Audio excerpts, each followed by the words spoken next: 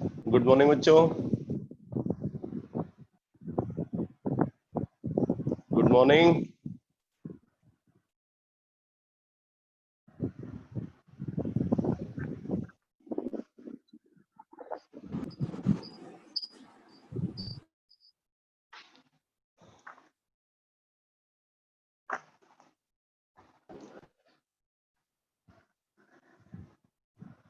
बेटा आज मैं क्लास प्लस ऐप पे सरफेस केमिस्ट्री और न्यूक्लियर केमिस्ट्री की बुकलेट को अपलोड करा रहा हूं।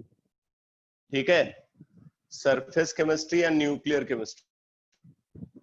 तो उसमें आपको न्यूक्लियर केमिस्ट्री में तो कुछ नहीं करना है, न्यूक्लियर केमिस्ट्री में पूरा ही डिस्कस करूंगा। सरफेस केमिस्ट्री एक थ्योरेटिकल टॉपिक है और सरफेस केमिस्ट्री नेक्स्ट वीक में जो है डिस्कस होगा। तो मैं आपसे ये एक्सपेक्ट करता हूं कि आप जो है बुकलेट से कुछ पेजेस मैं आपको असाइन कर देता हूं सरफेस केमिस्ट्री के, वो पेजेस आपको पढ़ जाने। बेसिकली सरफेस केमिस्ट्री के दो पार्ट हैं, एक पार्ट है कैटालिसिस और दूसरा पार्ट है कोलाइडल सॉल्यूशन। मैं आपको बता देता हूं, सरफेस केमिस्ट्री को अगर कंसीडर करें तो सरफेस केमिस्ट्री के दो पार्ट हैं। एक पार्ट है कैटालिसिस और दूसरा पार्ट है कोलाइडल सॉल्यूशन।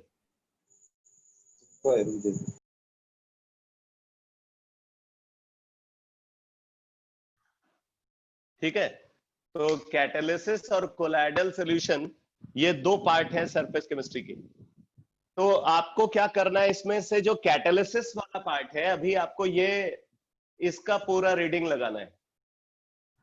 कैटालिसिस मैं आपको बुकलेट में बता देता हूं, आप अभी नोट कर लो। बुकलेट में आपको बता देता हूं कौन से पेज नंबर से किस पेज नंबर तक कैटालिसिस का डिस्कशन है। मेरे पास लास्ट ईयर वाली बुकलेट है और अगर उस बुकलेट के पेज नंबर के हिसाब से देखें आपको सेम बुकलेट आपको मिलेगी। अरे वीडियो क्वालिटी, ऑडियो क्वालिटी सही है?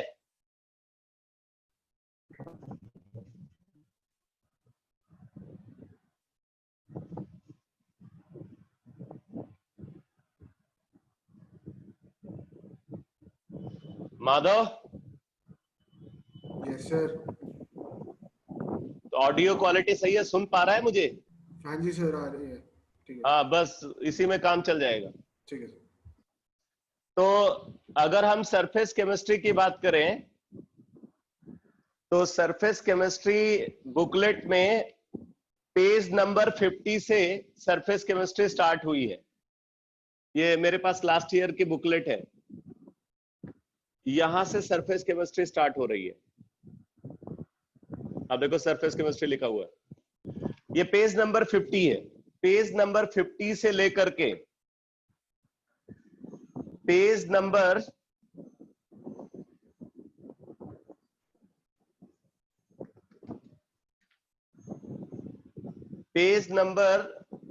60 तक, पेज नंबर 50 से पेज नंबर 60, ठीक है, ये सारे पेजेस जो है इसमें सरफेस केमिस्ट्री का डिस्कशन है। अब सरफेस केमिस्ट्री मतलब सरफेस केमिस्ट्री का मतलब कैटालिसिस का डिस्कशन है इसमें। तो इसमें कैटलिस्ट के बारे में बताया गया है। कैटलिस्ट के बारे में ऑलरेडी हम लोग केमिकल काइनेटिक्स में पढ़ चुके हैं। ठीक है, तो कैटलिस्ट के बारे में आपको पहले से पता है, कुछ और नई इंफॉर्मेशन यहाँ पे मिलेगी पूरा सिस्टमैटिक तरीके से। तो कैटलिस्ट के बारे में है, कितने डिफरेंट टाइप की कैटलाइज रिएक्शन होती है उनके बारे में है, कैटलिस्ट कैसे वर्क करता है, कैटलिस्ट के वर्किंग के बारे में डिस्कस किया गया है। जैसे इंटरमीडिएट कॉम्प्लेक्स फॉर्मेशन थियरी है, एडजॉर्प्शन थियरी है। ठीक है, ये दो थियरीज हैं, इनका डिस्कशन यहाँ पे गिवन है। उसके बाद आप देखोगे कैटालिसिस में तो यहाँ पे दो आइसोथर्म डिस्कस हुए हैं, एक फ्रेंडुलिच एडजॉर्प्शन आइसोथर्म है और दूसरा लैंगमुइर एडजॉर्प्शन आइसोथर्म है। तो ऐसा कुछ नहीं है कि बहुत डिफिकल्ट कॉन्सेप्ट है, सिंपल कॉन्सेप्ट है। सिंपल लैंग्वेज में सारी चीजें लिखी हुई हैं।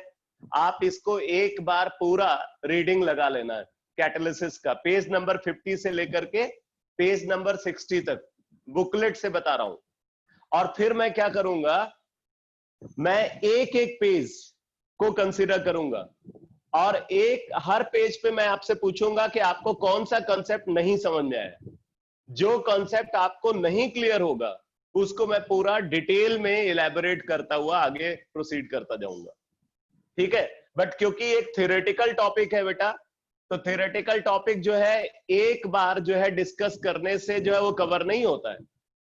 तो थ्योरेटिकल चैप्टर के जितने ज्यादा रिवीजन हो उतना अच्छा है। तो एक बार आप अपने आप से इसको पढ़ लो, और फिर मैं जब कराऊंगा तो मैं उसके बाद जो उसको रिवाइज कराता जाऊंगा। तो एक तो टाइम कम लगेगा, प्लस आपकी कंफर्टेबिलिटी जो है वो अच्छी रहेगी। और मैं ये भी बता दूं कि आपको इस चैप्टर को एनसीईआरटी से भी पढ़ना है। सिर्फ बुकलेट से अगर आप पढ़ोगे तो सारी इंफॉर्मेशन का कलेक्शन नहीं हो पाएगा। एनसीईआरटी में भी आपको कुछ एक्स्ट्रा इंफॉर्मेशन या कुछ एक्स्ट्रा एग्जाम्पल मिल जाएंगे, ठीक है। तो आप ये नोट कर लेना, पेज नंबर 50 से लेकर के पेज नंबर 60 तक जो आपके बुकलेट में सरफेस केमिस्ट्री का डिस्कशन है वो कैटालिसिस पे बेस्ड है। और कैटालिसिस पार्ट को पूरा अच्छे से आपको उसकी रीडिंग लगा लेनी। उसके बाद फिर दूसरा पार्ट होगा कोलाइडल सॉल्यूशन। तो ऐसे ही जब मैं कैटालिसिस डिस्कस कर रहा हूंगा तो मैं आपको बता दूंगा कि आप अब कोलाइडल सॉल्यूशन की रीडिंग स्टार्ट कर दो। बात समझ में आ रही है सबको?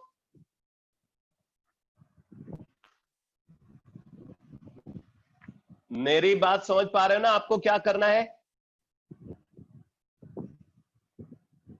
ठीक है। और बता दूं आपको यही पार्ट एनसीईआरटी से भी कंप्लीट करना है। सेम डिस्कशन एनसीईआरटी से भी कंप्लीट करना है। थोड़ा सा बुकलेट और एनसीईआरटी में कॉन्सेप्ट का सीक्वेंस आगे पीछे है। हर कॉन्सेप्ट जो एनसीईआरटी में गिवन है वो बुकलेट में भी है, लेकिन सीक्वेंसिंग जो है आपको डिफरेंट मिलेगी। तो एनसीईआरटी में मैं बता देता हूं बेटा, पेज नंबर 123 पे सरफेस केमिस्ट्री का डिस्कशन स्टार्ट हुआ है एनसीईआरटी में, पेज नंबर 123। और पेज नंबर 123 से लेकर के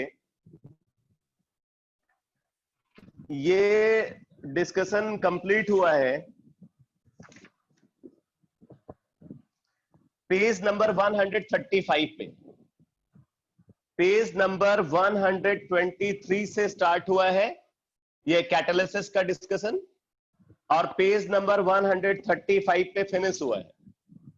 मतलब यहां भी 12 पेजेस है, जो है 12 पेजेस की आपको रीडिंग लगानी है।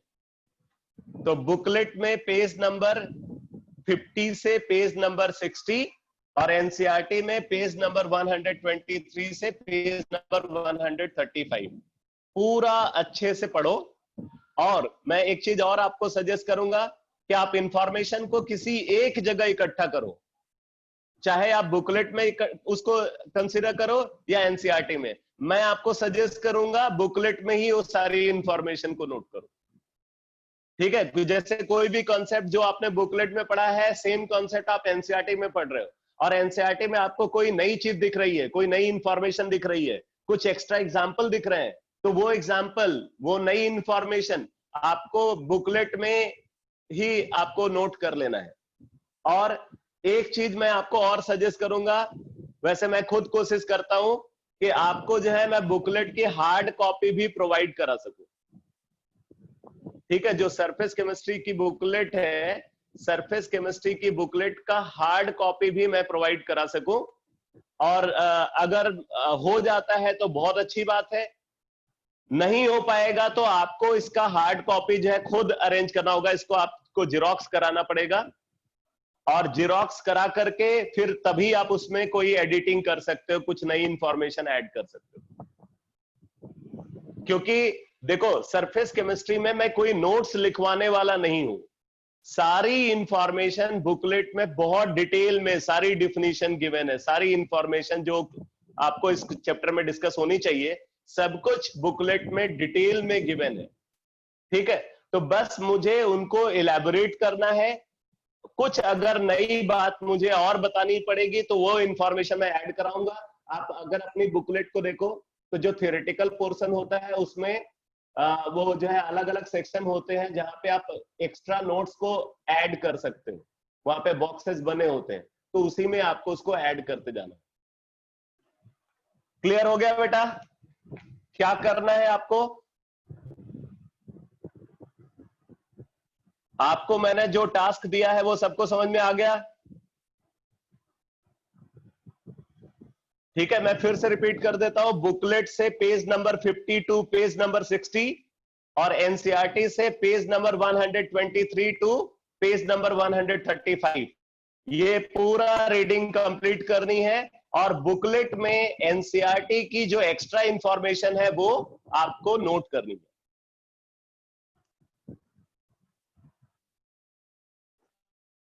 कल की क्लास, कल जो क्लास होगी, कल की क्लास में मैं न्यूक्लियर केमिस्ट्री डिस्कस करूंगा। छोटी क्लास है, ऑर्गेनिक केमिस्ट्री में उतना अच्छा आउटपुट नहीं आएगा, तो कल की क्लास में मैं न्यूक्लियर केमिस्ट्री डिस्कस करूंगा। आज मैं जीओसी करा रहा हूं।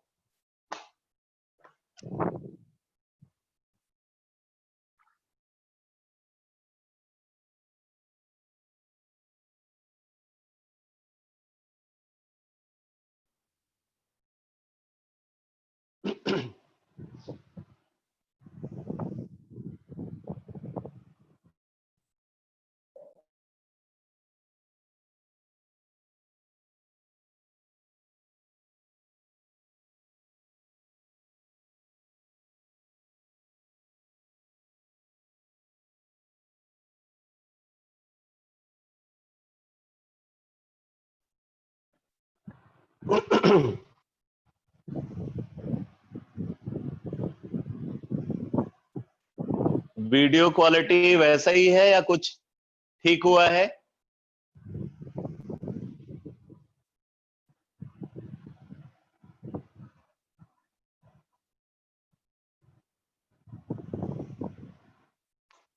अरे चलो ठीक है, तो कंटिन्यू करते हैं। लास्ट क्लास में मैंने एक क्वेश्चन दिया था आपको, बॉन्ड डिसोसिएशन एनर्जी का ऑर्डर डिटरमाइन करने के लिए 5 कार्बन हाइड्रोजन बॉन्ड को हमने कंसीडर किया था, उनकी बॉन्ड डिसोसिएशन एनर्जी का ऑर्डर बताना था।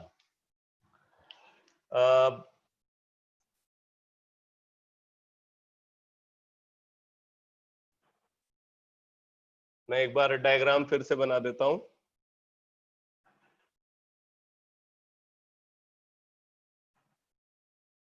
यहाँ पे H अल्फा है, यहाँ पे H बीटा है, यहाँ पे H गामा है,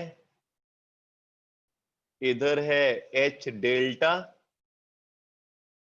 और यहाँ पे है H साई।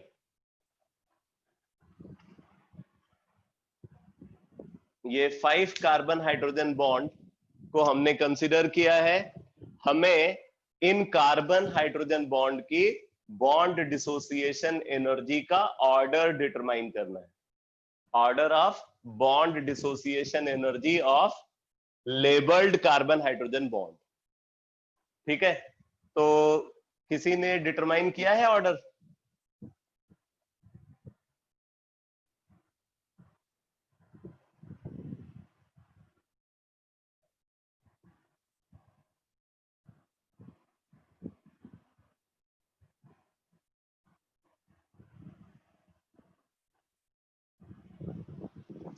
एक मिनट, अल्फा साई गामा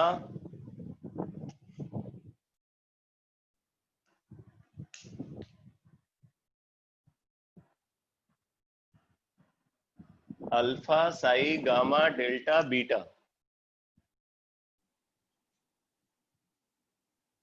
ये आप ऑर्डर बता रहे हो।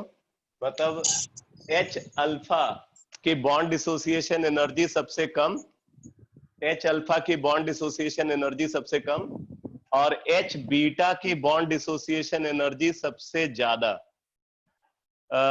चिराग ने बोला है गामा का सबसे कम, फिर साई, उसके बाद अल्फा, फिर डेल्टा, फिर बीटा। ये ऑर्डर चिराग ने बताया।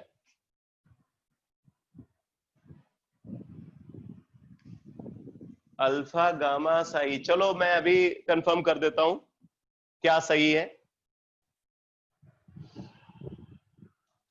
तो अब देखो बेटा, आपको कैसे एनालिसिस करनी है, सही अप्रोच क्या है इन क्वेश्चन को सॉल्व करने का। मैंने बताया हुआ है कि बॉन्ड डिसोसिएशन एनर्जी, ठीक है, bond dissociation energy is inversely proportional to stability of free radical produced after homolysis of covalent bond. Stability of free radical produced after homolysis of covalent bond. ठीक है, तो अब जरा देखो, आपको एक एक बॉन्ड को होमोलिटिकली ब्रेक करना है और जो फ्री रेडिकल प्रोड्यूस होता है उस फ्री रेडिकल को स्टेबलाइज करने वाले फैक्टर्स पता करने। जैसे अगर आपको इस बॉन्ड की बॉन्ड डिसोसिएशन एनर्जी चाहिए तो क्या करोगे, इस बॉन्ड को होमोलिटिकली ब्रेक करोगे, ये बॉन्ड को होमोलिटिकली ब्रेक करोगे। मैं इसको थोड़ा सिस्टमेटिक तरीके से अरेंज कर देता हूं। CH alpha, CH beta, CH gamma, CH delta and CH Sai. ये हमारे पास 5 कोवेलेंट बॉन्ड है। अब हम यहां पे लिख लेते हैं type of free radical produced, type of free radical produced,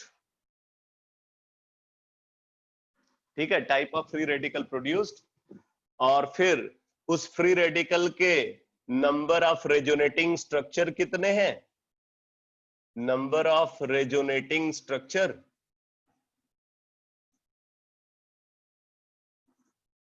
और आपको देखने हैं उसके कितने हाइपर कंजुगेटिंग स्ट्रक्चर है, नंबर ऑफ हाइपर कंजुगेटिंग स्ट्रक्चर। इसी के बेसिस पर डिसाइड होगी stability, number of hyper कंजुगेटिंग structure.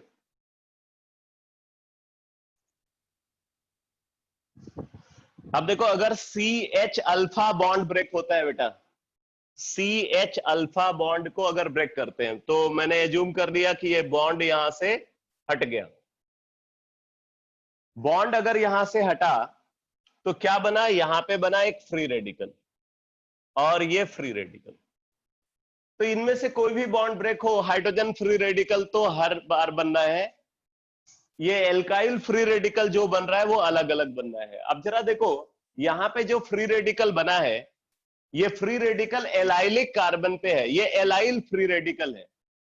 और अगर आप इस एलाइलिक कार्बन को देखो तो ये कार्बन सिर्फ एक कार्बन से अटैच है, इसलिए हम इसको प्राइमरी कार्बन बोलेंगे। तो type of free radical produce क्या है, आप बोलोगे 1 degree allyl free radical, 1 degree allyl free radical, primary allyl free radical. अब अगर हम इस फ्री रेडिकल को देखें तो इसके रेजोनेटिंग स्ट्रक्चर अगर आप देखोगे तो यहां पे 2 कंजुगेट पोजीशन है, 2 कंजुगेट पोजीशन है इसके लिए, तो इसलिए इसके 2 रेजोनेटिंग स्ट्रक्चर होंगे। रेजोनेटिंग स्ट्रक्चर अगर आपसे पूछा जाए इसके कितने रेजोनेटिंग स्ट्रक्चर होंगे तो आप बोलोगे 2 ऑड कंजुगेट पोजीशन है इसलिए 2 रेजोनेटिंग स्ट्रक्चर होंगे। ठीक है, और अब बात आती है इसके हाइपर कंजुगेटिंग स्ट्रक्चर कितने होंगे। तो हाइपर कंजुगेटिंग स्ट्रक्चर अगर आप डिटरमाइन करो तो यहां पे जब फ्री रेडिकल बनेगा तो फ्री रेडिकल के बगल वाला कार्बन अनसैचुरेटेड है, अगर सैचुरेटेड कार्बन होता तो हाइपर कंजुगेशन ऑब्जर्व होता, क्योंकि फ्री रेडिकल के बगल वाला कार्बन अनसैचुरेटेड है इसलिए हाइपर कंजुगेशन ऑब्जर्व नहीं होगा, तो नो हाइपर कंजुगेटिंग स्ट्रक्चर।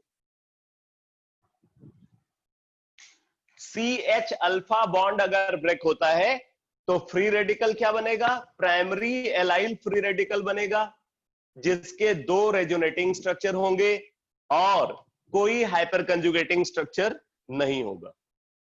ये बात सबको समझ में आ गई बेटा? ये पहला केस CH अल्फा वाला केस समझ में आ गया?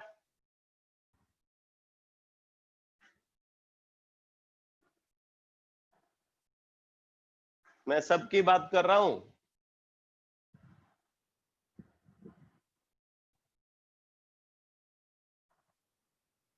ठीक है, अब देखो इसी बेसिस पे अब हम क्या करेंगे, CH बीटा बॉन्ड को ब्रेक करेंगे। तो CH बीटा बॉन्ड ये है। अब इस बॉन्ड को हमने होमोलिटिकली ब्रेक कर दिया। अगर इस बॉन्ड को हम होमोलिटिकली ब्रेक करेंगे तो ब्रेक करने के बाद क्या होगा बेटा? ब्रेक करने के बाद यहां पे फ्री रेडिकल्स बनेंगे, यहां पे फ्री रेडिकल्स का फॉर्मेशन होगा। ये फ्री रेडिकल्स फॉर्म हो गए। ठीक है, अब ये जो फ्री रेडिकल फॉर्म हुआ है, अगर आप इस फ्री रेडिकल को देखो तो ये अनसैचुरेटेड कार्बन पे फ्री रेडिकल बना है। इस कार्बन को, डबल बॉन्ड वाला कार्बन को हम विनाइलिक कार्बन बोलते हैं। तो ये विनाइलिक कार्बन है और ये कार्बन 2 कार्बन से अटैच है, तो आप बोलोगे इसको 2 डिग्री विनाइलिक। तो यहां पे फॉर्म हुआ 2 डिग्री विनाइल फ्री रेडिकल।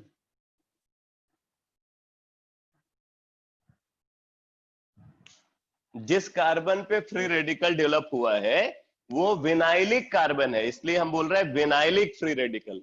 कैसा विनाइलिक फ्री रेडिकल? एक ऐसा विनाइलिक कार्बन जो 2 कार्बन से अटैच है, इसलिए हम बोलेंगे 2 डिग्री विनाइल फ्री रेडिकल। अब बात आती है इसके कितने रेजोनेटिंग स्ट्रक्चर होंगे और कितने हाइपर कंजुगेटिंग स्ट्रक्चर होंगे। तो यहां कोई कंजुगेशन तो आपको दिख नहीं रहा, ये कंजुगेटेड नहीं है ये फ्री रेडिकल। क्योंकि ये कंजुगेटेड नहीं है इसलिए इसका कोई रेजोनेटिंग स्ट्रक्चर नहीं होगा, तो 0 रेजोनेटिंग स्ट्रक्चर। और देखो बेटा, ये अनसैचुरेटेड कार्बन है, इसके बगल वाला कार्बन सैचुरेटेड है और उस सैचुरेटेड कार्बन पे हाइड्रोजन है। अगर ये हाइड्रोजन, अगर ये CH बॉन्ड हाइपर कंजुगेशन में पार्टिसिपेट करे, जरा देखना बनना क्या है। अभी आपको समझ में आ जाएगा कि यहां हाइपर कंजुगेशन होगा या नहीं होगा। अगर ये बॉन्ड पेयर को हम शिफ्ट करते हैं इस तरीके से होमोलिटिकली ब्रेक करके, अगर हम इस बॉन्ड पेयर को शिफ्ट करेंगे तो बॉन्ड पेयर को शिफ्ट करने पे बेटा देखो ये बन जाएगा, ये बनेगा बॉन्ड पेयर को शिफ्ट करने पे हाइपर कंजुगेशन के थ्रू। अब आपको क्या लगता है ये स्ट्रक्चर स्टेबल होगा?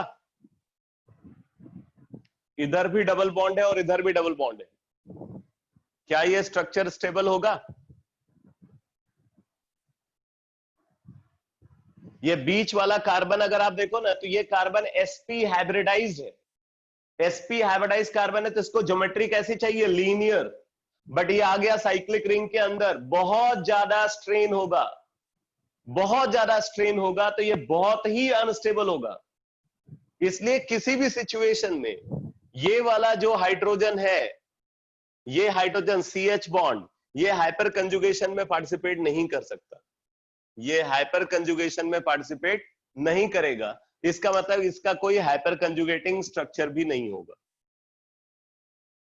No resonance, no hyperconjugation CH beta के केस में। अच्छा, अब जरा देखो CH गामा, CH गामा को अगर हमने ब्रेक किया है तो CH गामा को ब्रेक करने पे क्या होगा? ये बॉन्ड ब्रेक कर दिया, एक फ्री रेडिकल यहां बना, एक फ्री रेडिकल इस हाइड्रोजन पे। ठीक, अब आप देखो ये कंजुगेटेड सिस्टम का पार्ट है, pi sigma unpaired electron, pi sigma unpaired electron, ये कंजुगेटेड सिस्टम होता है। कंजुगेटेड सिस्टम होता है, 2 ऑड कंजुगेट पोजीशन है, तो इसके 2 रेजोनेटिंग स्ट्रक्चर होंगे। पहले तो हम क्लासिफाई करते हैं फ्री रेडिकल कौन सा है। तो आप देखो बेटा, डबल बॉन्ड वाला कार्बन के बगल वाले कार्बन पे ये फ्री रेडिकल बना है, तो डबल बॉन्ड के बगल वाले कार्बन को एलाइलिक कार्बन बोलते हैं। डबल बॉन्ड के बगल वाले कार्बन को क्या बोलते हैं? Allylic carbon. और ये कार्बन टोटल 3 कार्बन से अटैच है। एक कार्बन यहां पे है, एक कार्बन यहां पे है और एक कार्बन यहां पे है। टोटल ये 3 कार्बन से अटैच है, इसलिए ये 3 डिग्री एलाइलिक बोला जाएगा। तो 3 डिग्री एलाइल फ्री रेडिकल।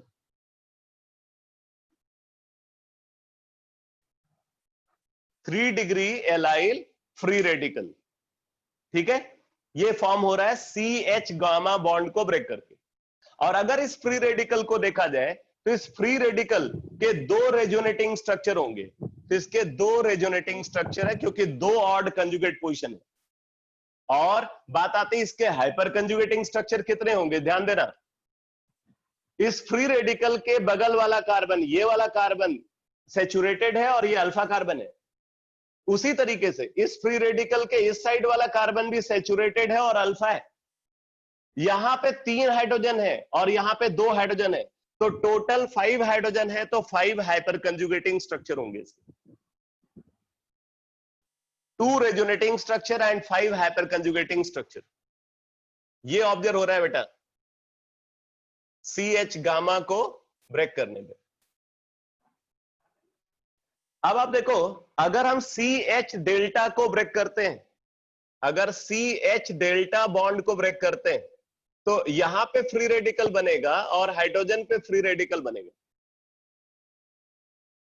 अब आप देखो, ये जो कार्बन है ये डबल बॉन्ड के बगल वाला कार्बन नहीं है, डबल बॉन्ड के एडजेसेंट कार्बन का एडजेसेंट कार्बन है। इसलिए पहली बात, ये कंजुगेशन में नहीं है, मतलब ये एलाइलिक कार्बन नहीं है। लेकिन अगर आप इस कार्बन को देखो तो ये कार्बन टोटल 3 कार्बन से अटैच है। एक यहां पे है, एक यहां पे है और एक कार्बन यहां है। 3 कार्बन से अटैच है, तो हम इसको बोलेंगे 3 degree alkyl free radical. 3 degree alkyl free radical, क्योंकि ये 3 कार्बन से अटैच है। ऑब्वियसली इसका कोई रेजोनेटिंग स्ट्रक्चर नहीं हो सकता क्योंकि ये कंजुगेटेड नहीं है। कंजुगेटेड नहीं है इसलिए इसका कोई रेजोनेटिंग स्ट्रक्चर नहीं हो सकता। बट हाइपर कंजुगेशन होगा। कैसे? ये कार्बन सैचुरेटेड है अल्फा कार्बन, ये वाला कार्बन सैचुरेटेड है अल्फा कार्बन, ये वाला कार्बन सैचुरेटेड है अल्फा कार्बन। यहां पे 3 हाइड्रोजन, यहां पे 2 हाइड्रोजन, यहां पे 2 हाइड्रोजन, टोटल 7 हाइड्रोजन, तो 7 हाइपर कंजुगेटिंग स्ट्रक्चर। 7 हाइपर कंजुगेटिंग स्ट्रक्चर होंगे, ठीक है। और अब बात आती है CH साई बॉन्ड की। तो अगर आप इस बॉन्ड को ब्रेक करते हो तो इस बॉन्ड को ब्रेक करने पे एक फ्री रेडिकल यहां बनेगा, एक फ्री रेडिकल यहां बनेगा। आप देखो, ये वाला जो कार्बन है ये डबल बॉन्ड के बगल वाला कार्बन है, मतलब एलाइलिक कार्बन। और ये कार्बन 2 कार्बन से अटैच है, तो हम इसको बोलेंगे 2 degree allylic, 2 degree allyl free radical. Allyl है तो रेजोनेंस तो 100% होगा। अगर एलाइल है तो 100% रेजोनेंस ऑब्जर्व होगा। तो यहां पे इसके 2 रेजोनेटिंग स्ट्रक्चर हैं, 2 रेजोनेटिंग स्ट्रक्चर। अब बात आती है इसके हाइपर कंजुगेटिंग स्ट्रक्चर कितने हैं। तो ये वाला कार्बन तो अनसैचुरेटेड है अल्फा कार्बन, लेकिन इधर वाला अल्फा कार्बन सैचुरेटेड है, बट वहां पे एक ही हाइड्रोजन है, तो इसका एक हाइपर कंजुगेटिंग स्ट्रक्चर होगा।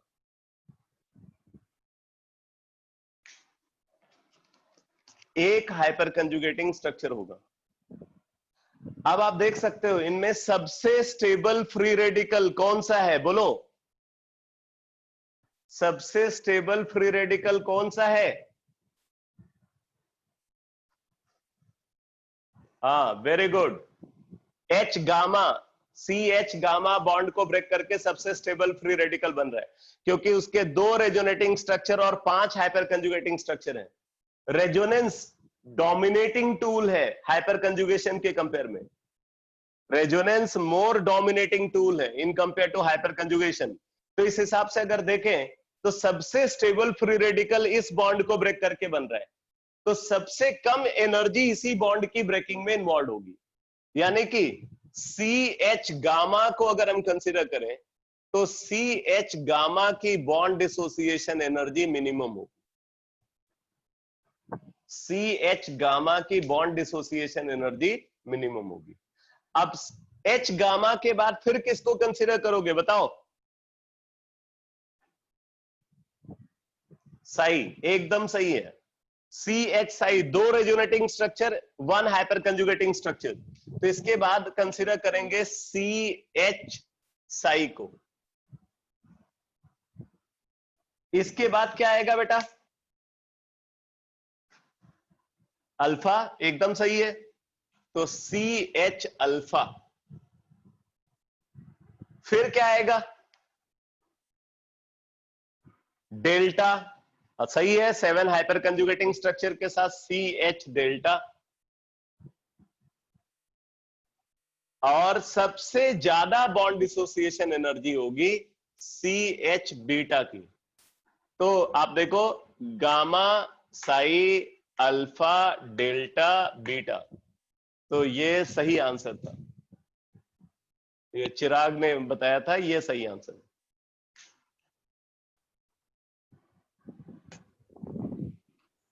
अप्रोच सबको समझ में आ गया बेटा, कैसे सॉल्व करने हैं इस तरीके के क्वेश्चन?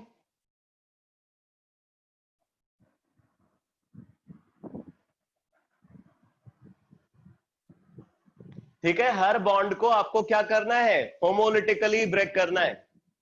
और होमोलिटिकली ब्रेक करके जो फ्री रेडिकल फॉर्म होता है, उस फ्री रेडिकल की स्टेबिलिटी का ऑर्डर पता कर लेना है। जो फ्री रेडिकल जितना स्टेबल होगा, उसके फॉर्मेशन में जो बॉन्ड ब्रेक हुआ होगा वो उतना कम एनर्जी के साथ ब्रेक होगा, तो उसकी बॉन्ड डिसोसिएशन एनर्जी उतनी कम होगी।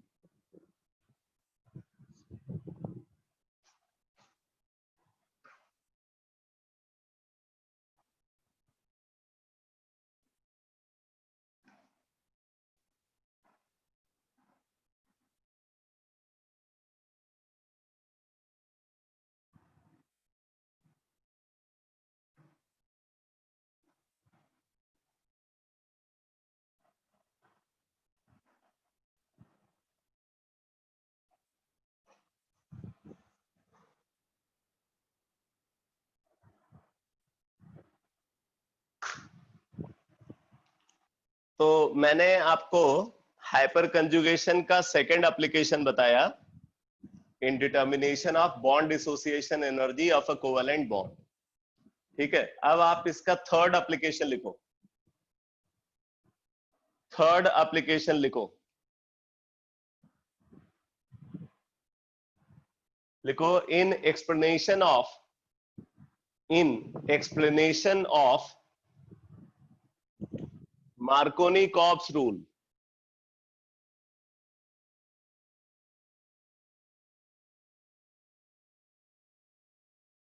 Markovnikov-cops rule.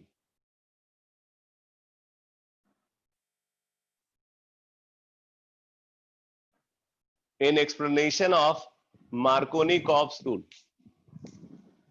ये जब हम लोग एल्कीन का इलेक्ट्रोफिलिक एडिशन पढ़ते हैं, मतलब एल्कीन की केमिकल प्रॉपर्टी पढ़ते हैं, तो एल्कीन की केमिकल प्रॉपर्टी में इलेक्ट्रोफिलिक एडिशन रिएक्शन ऑब्जर्व होती है। इलेक्ट्रोफिलिक एडिशन रिएक्शन में मेजर प्रोडक्ट क्या बनेगा, उसको ये रूल गवर्न करता है। ठीक है, तो आप पहले इसका स्टेटमेंट लिखो। लिखो, according to this rule, according to this rule, according to this rule, during electrophilic addition, according to this rule, during electrophilic addition, according to this rule, during electrophilic addition on alkene, during electrophilic addition on alkene,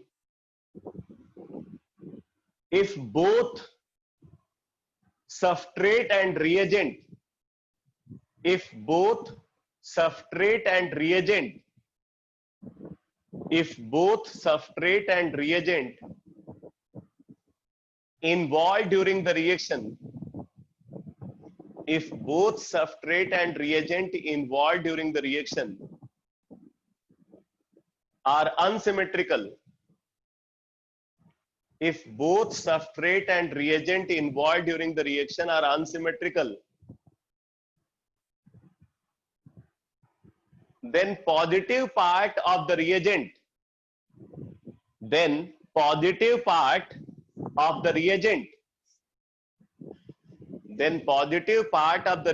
usually hydrogen, जो कि mostly hydrogen होता है, then positive part of the reagent usually hydrogen attach with that carbon of multiple bond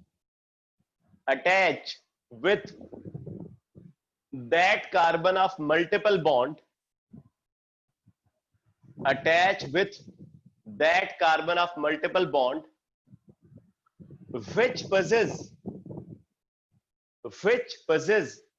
more number of hydrogen atom,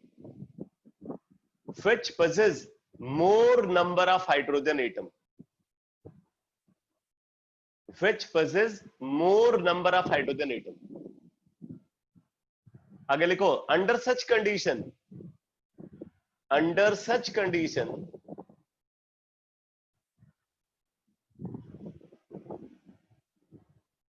मैं एक बार पूरा statement को ही repeat कर देता हूं, लिखो, during electrophilic addition on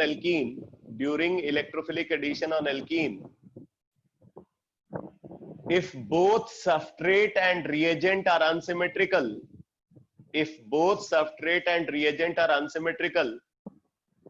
then positive part of the reagent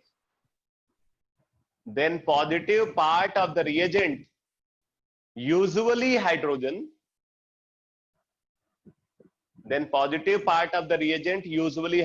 attach with that carbon of multiple bond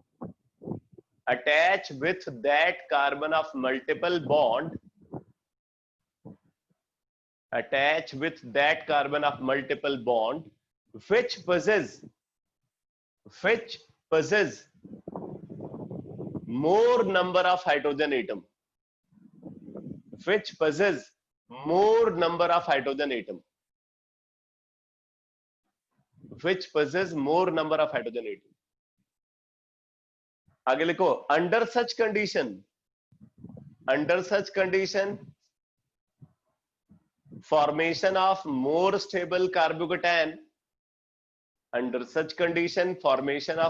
stable carbocation takes place.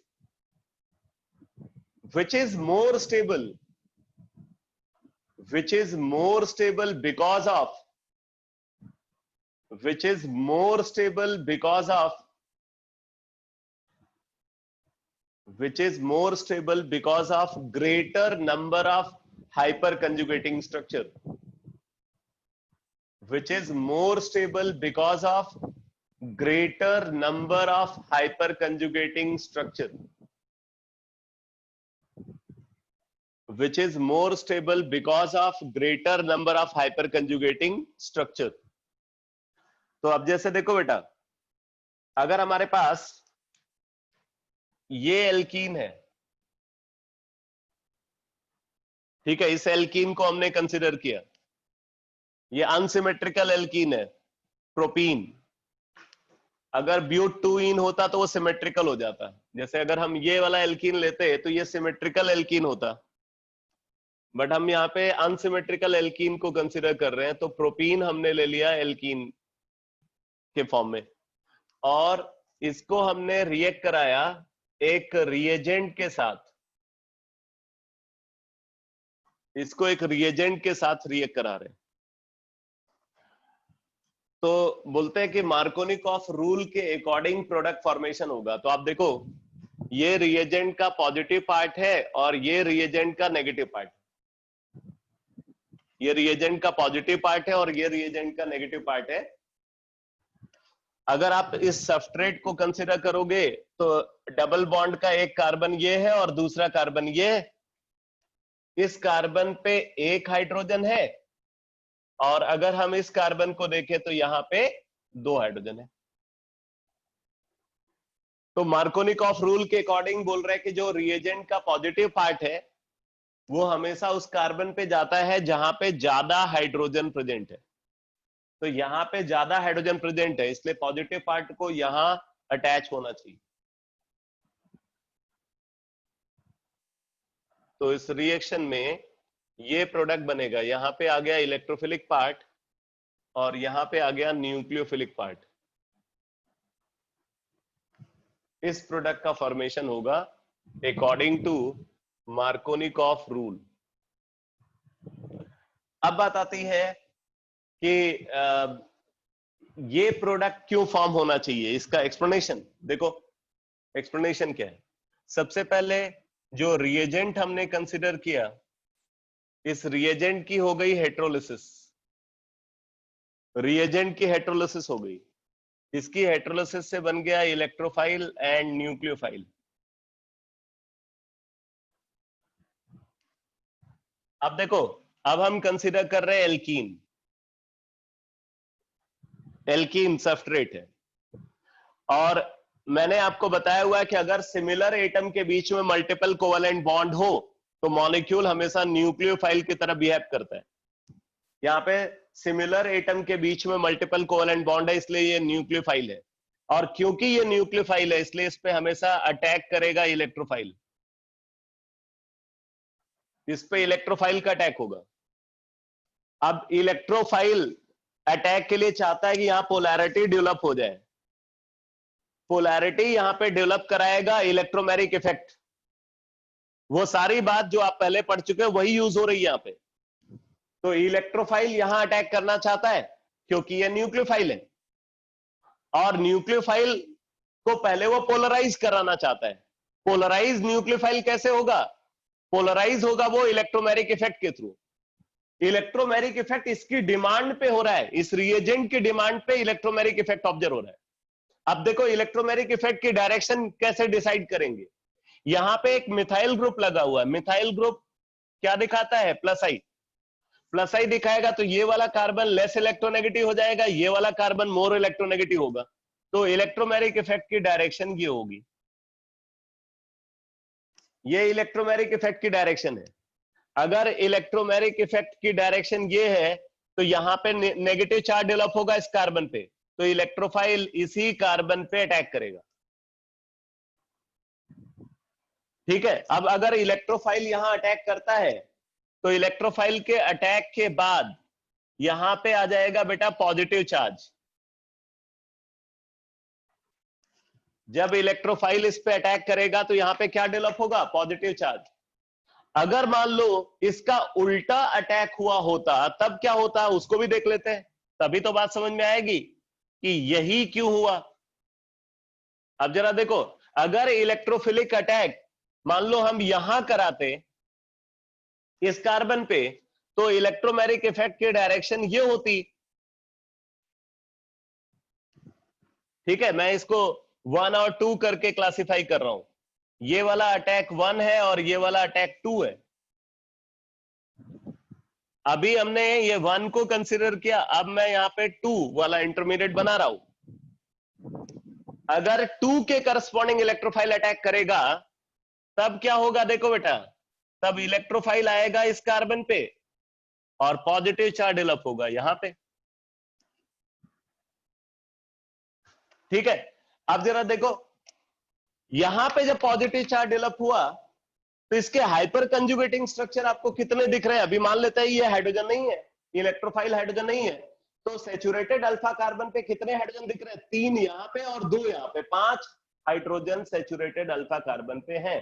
तो इसके कितने हाइपर कंजुगेटिंग स्ट्रक्चर होंगे? एटलीस्ट 5। इसके कम से कम 5 होंगे, अगर ये हाइड्रोजन है तो 6 हो जाएंगे। जबकि इस केस में आप देखो, अगर यहाँ पे पॉजिटिव चार्ज डेवलप हुआ है तो सैचुरेटेड अल्फा कार्बन ये है, और वहां पे अभी एक हाइड्रोजन, अगर इलेक्ट्रोफाइल भी हाइड्रोजन है तो 2 हाइड्रोजन होंगे। तो इसके ज्यादा से ज्यादा 2 हाइपर कंजुगेटिंग स्ट्रक्चर और इसके 6 हाइपर कंजुगेटिंग स्ट्रक्चर। ऑब्वियसली ज्यादा हाइपर कंजुगेटिंग स्ट्रक्चर की वजह से ये मोर स्टेबल है।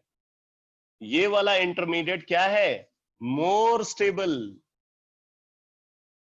Greater number of hyper कंजुगेटिंग structure होने की वजह से ये है लेस स्टेबल, तो ऑब्वियसली जो मोर स्टेबल इंटरमीडिएट है वही फॉर्म होना चाहिए, तो ये वाला इंटरमीडिएट फॉर्म होगा, और फिर क्या होगा, न्यूक्लियोफाइल इसी पे अटैक करके फाइनल प्रोडक्ट फॉर्म करेगा, जो कि ये प्रोडक्ट होगा।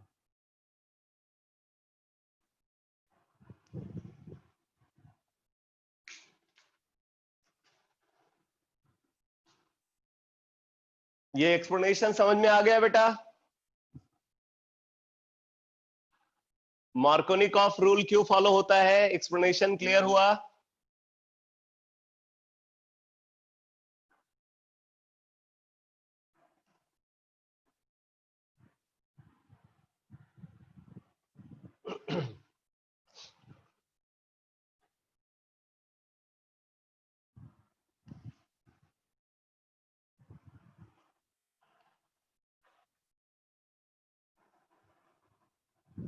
इसी तरीके से इसका नेक्स्ट एप्लीकेशन लिखो।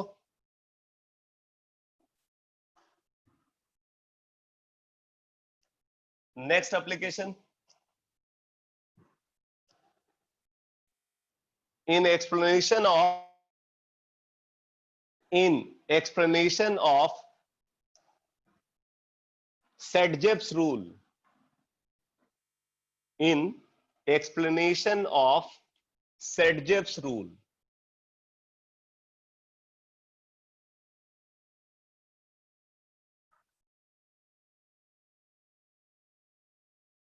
Sedgwick's rule,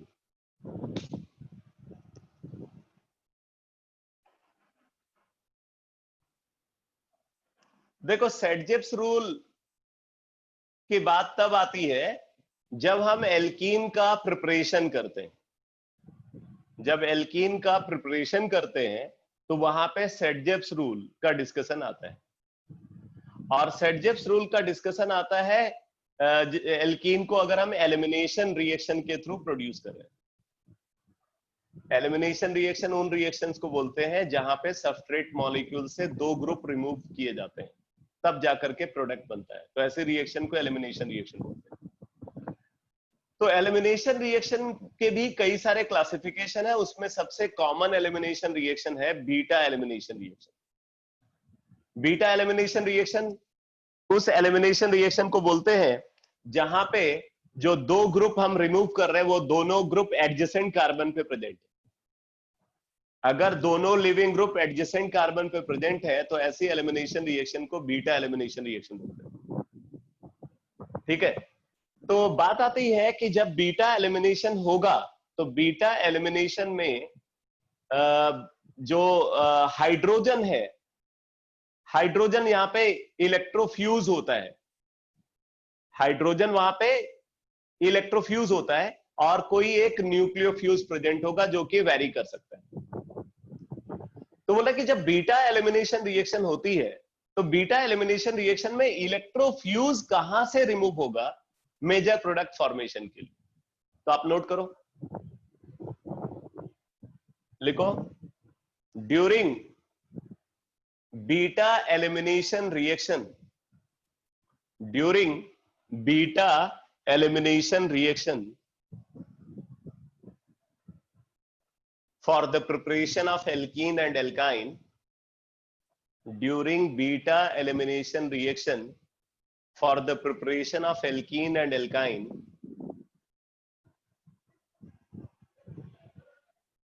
hydrogen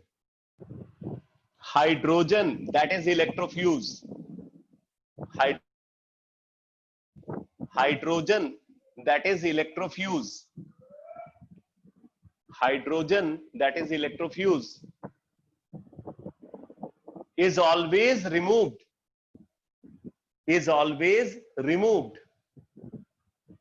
hydrogen that is electrofuse is always removed from that beta carbon,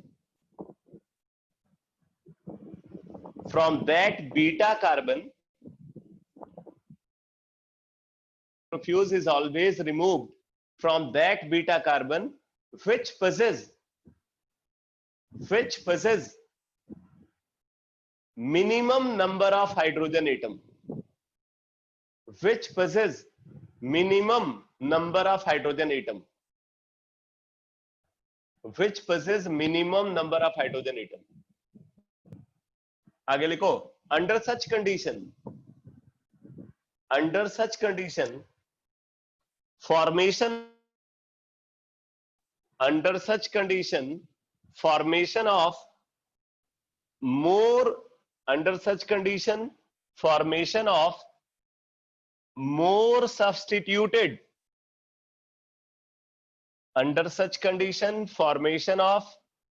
more substituted alkene takes place. Under such condition, formation of more substituted alkene takes place. Which is more stable? Which is more stable? Which is more stable because of? Which is more stable because of greater number of hyperconjugating structure?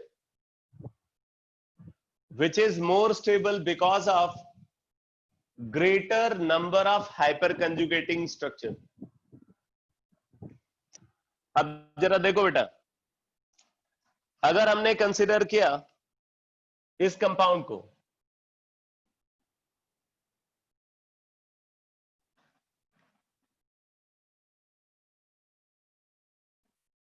मान लो ये एक alkyl halide है, इस alkyl halide को heat कर रहे हैं एक स्ट्रॉन्ग बेस के साथ, एल्कोहलिक KOH के साथ इसको हीट करते हैं, एल्कोहलिक पोटेशियम हाइड्रोक्साइड के साथ हीट करते हैं। तो एल्कोहलिक पोटेशियम हाइड्रोक्साइड के साथ हीट करने पे यहां पे दो प्रोडक्ट का फॉर्मेशन होता है। एक प्रोडक्ट ये बनता है,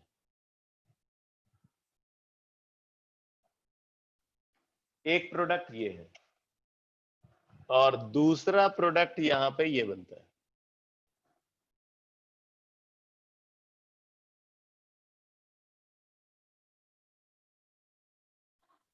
ये प्रोडक्ट भी बनता है और ये प्रोडक्ट भी बनता है, ठीक है। तो अब आप देख सकते हो कि ये वाला प्रोडक्ट अगर हम कंसीडर करें तो ये प्रोडक्ट ज्यादा स्टेबल है, ये एल्कीन ज्यादा स्टेबल है क्योंकि इसके 6 हाइपर कंजुगेटिंग स्ट्रक्चर है, ये मोर स्टेबल है, मोर स्टेबल है। ये वाला एल्कीन लेस स्टेबल है।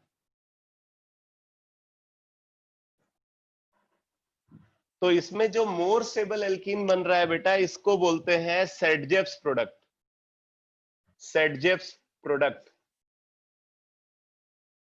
इसको सेडजेप्स प्रोडक्ट इसलिए बोलते हैं क्योंकि इसका फॉर्मेशन सेडजेप्स रूल के अकॉर्डिंग होता है। इस प्रोडक्ट का फॉर्मेशन सेडजेप्स रूल के अकॉर्डिंग होता है, इसलिए इसको सेडजेप्स प्रोडक्ट बोलते हैं। जबकि ये दूसरा वाला जो प्रोडक्ट है इसको हॉफमैन्स प्रोडक्ट या एंटी सेडजेप्स प्रोडक्ट बोलते हैं।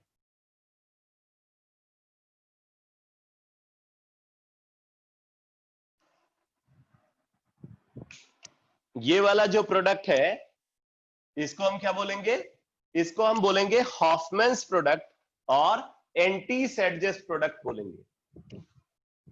तो ये सेडजेप्स प्रोडक्ट है और ये एंटी सेडजेप्स प्रोडक्ट है या हॉफमैन्स प्रोडक्ट है। अब क्वेश्चन ये उठता है कि सेडजेप्स प्रोडक्ट मोर स्टेबल क्यों है? तो आप क्लियरली देख रहे हो हाइपर कंजुगेटिंग स्ट्रक्चर ज्यादा है सेडजेप्स प्रोडक्ट के, इसके 6 हाइपर कंजुगेटिंग स्ट्रक्चर है, इसके सिर्फ 2 हाइपर कंजुगेटिंग स्ट्रक्चर। तो अब बात आती है कि ये प्रोडक्ट बना कैसे, जरा इसके फॉर्मेशन की मैकेनिज्म देखो। हुआ ये कि ये जो क्लोरीन है, क्लोरीन यहां पे इसको बोलेंगे न्यूक्लियोफ्यूज, ये है न्यूक्लियोफ्यूज। अब न्यूक्लियोफ्यूज और इलेक्ट्रोफ्यूज आपको पहले बता चुका हूं। तो क्लोरीन यहाँ पे न्यूक्लियोफ्यूज है। क्लोरीन जिस कार्बन पे है वो अल्फा कार्बन है, उसके बगल वाला कार्बन है बीटा। ऑब्वियसली ये भी बीटा है और ये भी बीटा है, तो यहाँ पे 2 बीटा कार्बन है।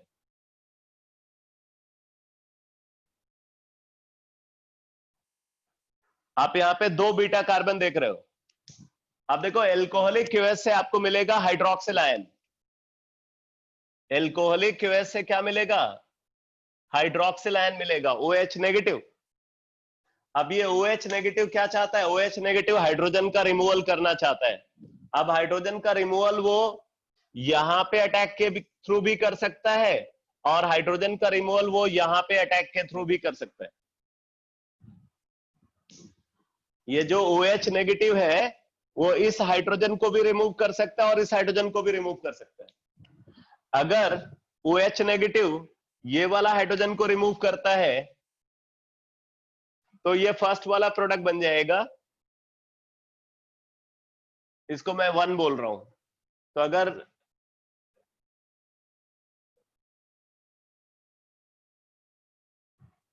यहां पे लिखो 1, और अगर ये इस हाइड्रोजन को रिमूव करता है तो फिर ये वाला प्रोडक्ट बन जाएगा 2।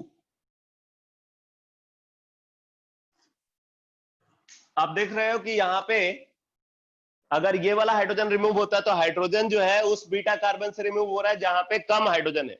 यहां पे सिर्फ 2 हाइड्रोजन है, यहां पे 3 हाइड्रोजन है।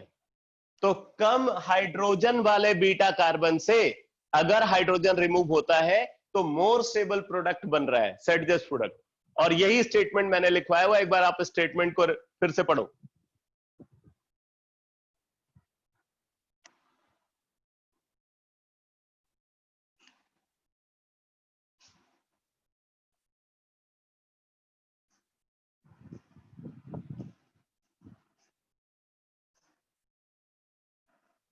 तो स्टेटमेंट क्या लिखवाया हुआ? During beta elimination hydrogen is always removed from that beta carbon which possess minimum number of hydrogen atom. जिस बीटा कार्बन के पास सबसे कम हाइड्रोजन है, हाइड्रोजन हमेशा उसी बीटा कार्बन से रिमूव होगा। तो इस बीटा कार्बन के पास 2 हाइड्रोजन है, इस बीटा कार्बन के पास 3 हाइड्रोजन है, इसलिए मेजर प्रोडक्ट फॉर्मेशन के लिए हाइड्रोजन यहां से रिमूव होना चाहिए। हो गया क्लियर बेटा? सेडजेव्स रूल का एक्सप्लेनेशन समझ में आ गया?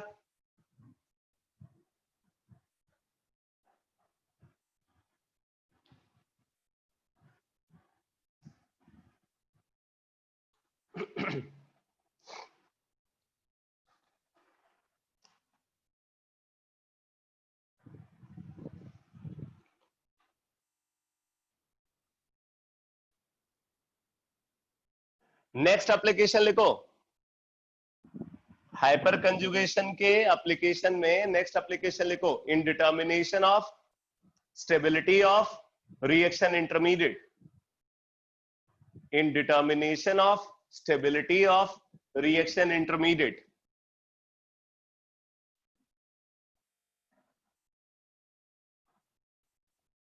in determination of stability of reaction intermediate।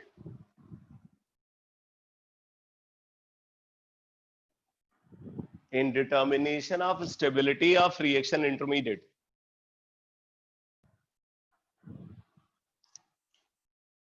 तो सबसे पहले कार्बोकेटायन को कंसीडर करते हैं। Stability of carbocation.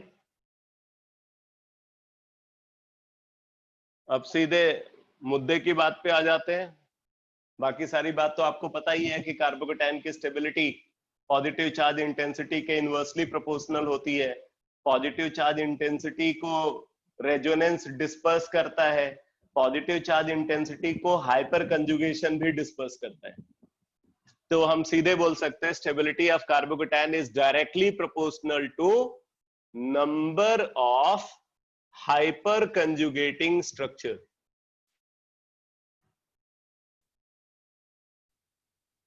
number of hyper conjugating structure।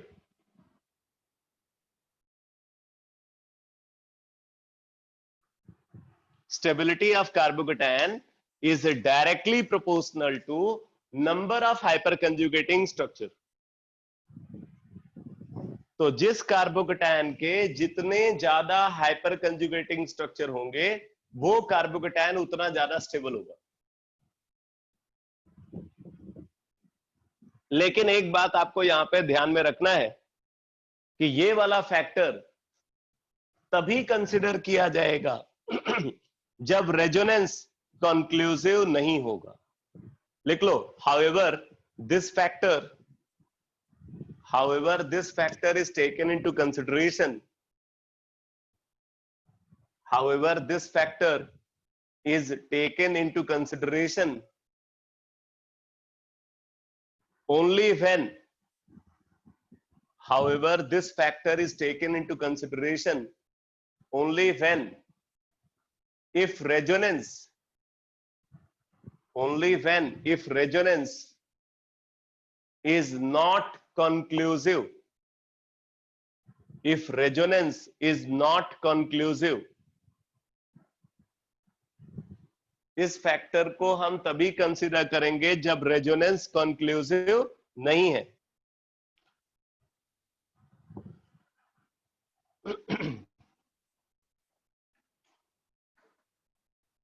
तो अब जैसे देखो, अगर हम कंसीडर करते हैं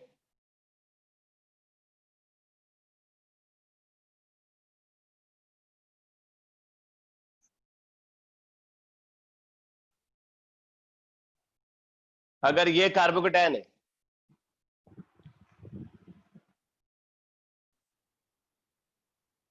ये कार्बोकेटायन है,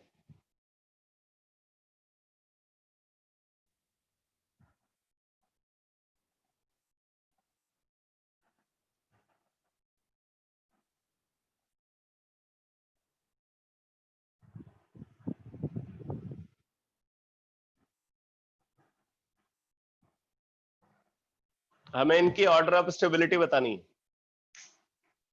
क्या होगा बताओ?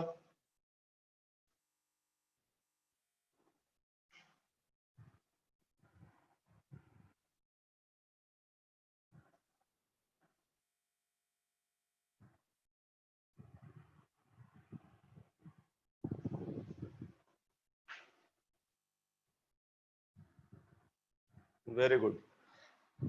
देखो, ये पहला वाला जो कार्बोकेटायन है, इसके 2 रेजोनेटिंग स्ट्रक्चर और 3 हाइपर कंजुगेटिंग स्ट्रक्चर होंगे। 2 resonating structure, 3 hyper कंजुगेटिंग structure. 2 resonating structure क्यों? 2 ऑड कंजुगेट पोजीशन है, इसलिए 2 रेजोनेटिंग स्ट्रक्चर। और 3 हाइपर कंजुगेटिंग स्ट्रक्चर क्योंकि ये सैचुरेटेड अल्फा कार्बन है, यहाँ 3 हाइड्रोजन। ऐसे दूसरे वाले को देखें, इसका 2 रेजोनेटिंग स्ट्रक्चर है और कोई हाइपर कंजुगेटिंग स्ट्रक्चर नहीं है, नो हाइपर कंजुगेटिंग स्ट्रक्चर। और तीसरे वाले को अगर आप देखो तो इसके 4 रेजोनेटिंग स्ट्रक्चर है और 3 हाइपर कंजुगेटिंग स्ट्रक्चर है। तो ऑब्वियसली सबसे ज्यादा स्टेबल थर्ड हो गया, उसके बाद फर्स्ट, उसके बाद सेकंड।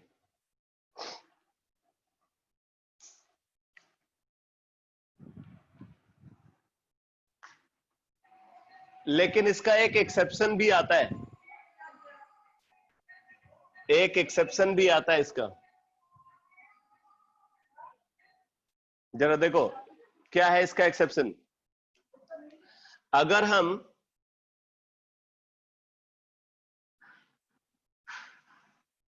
इस कार्बोकेटायन को कंसीडर करें, ये कार्बोकेटायन है और ये कार्बोकेटायन है, tertiary butyl carbocation and allyl carbocation. यहां पे रेजोनेंस है, यहां पे हाइपर कंजुगेशन है। इसके 2 रेजोनेटिंग स्ट्रक्चर है और इसके 9 हाइपर कंजुगेटिंग स्ट्रक्चर है।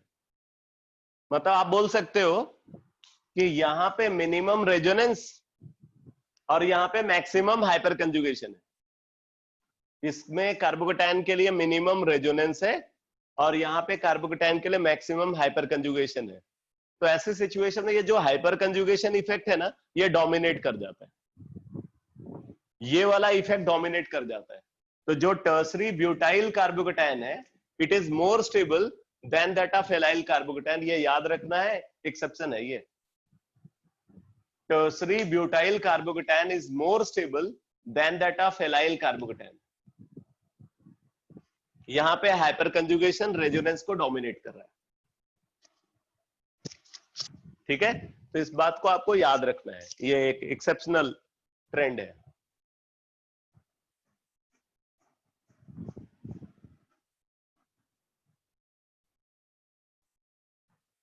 और उसके पीछे एक वजह ये भी बताई जाती है कि बेसिकली हाइपर कंजुगेशन के साथ साथ यहाँ पे जो 3 मिथाइल है ना, 3 मिथाइल का प्लस आई इफेक्ट भी एडेड है।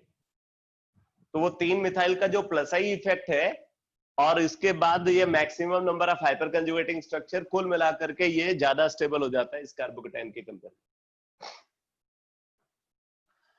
तो दूसरा इंटरमीडिएट लिखो, stability of carbanion, stability of carbanion.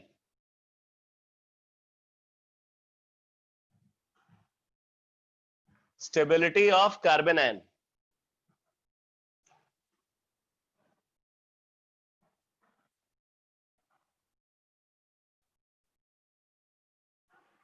देखो बेटा, मैंने आपको बताया हुआ कि कार्बन आयन के केस में हाइपर कंजुगेशन ऑब्जर्व नहीं होता, कार्बन आयन के केस में ऑब्जर्व होता है रिवर्स हाइपर कंजुगेशन, और रिवर्स हाइपर कंजुगेशन ही उसको स्टेबलाइज करता है।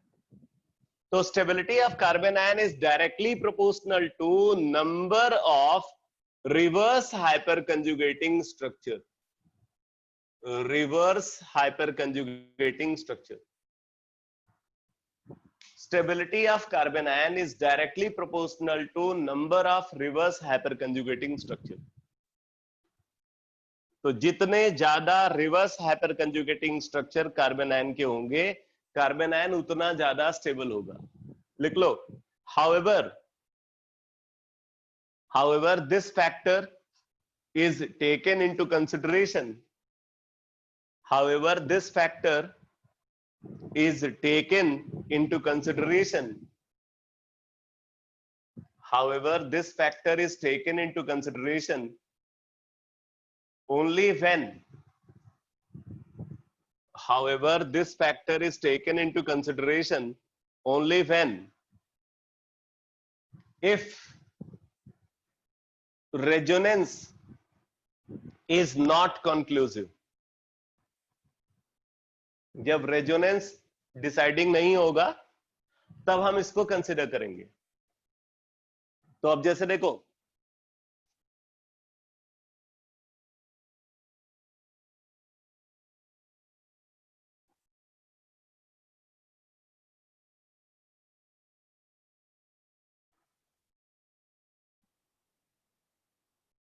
जैसे ये कार्बन आयन है,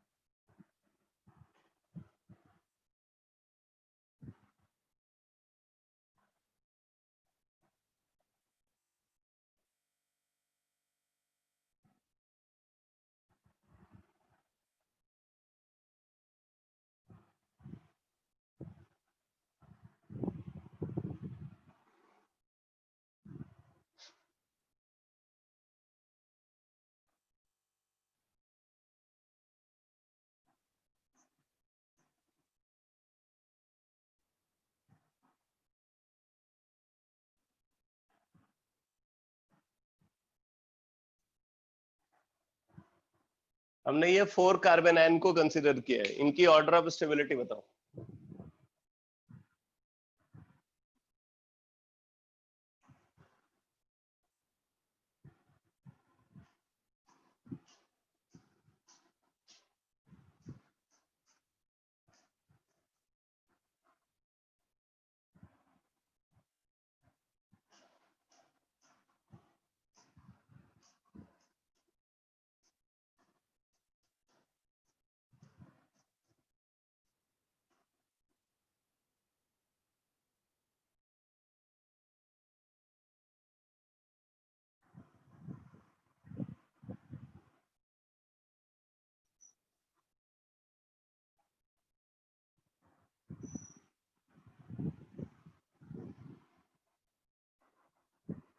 तो थर्ड, फोर्थ, सेकंड, फर्स्ट, ये बता रहा है।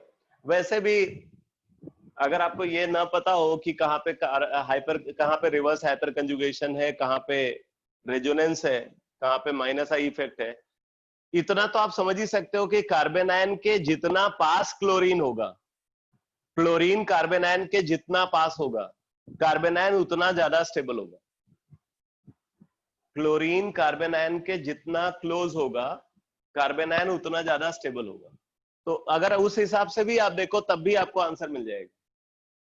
यहां पे एक क्लोरीन तो सीधे उसी कार्बन से लगा हुआ है, बाकी दो क्लोरीन जो है अल्फा कार्बन पे है, ठीक है। इसमें तीनों क्लोरीन जो है वो अल्फा कार्बन पे है।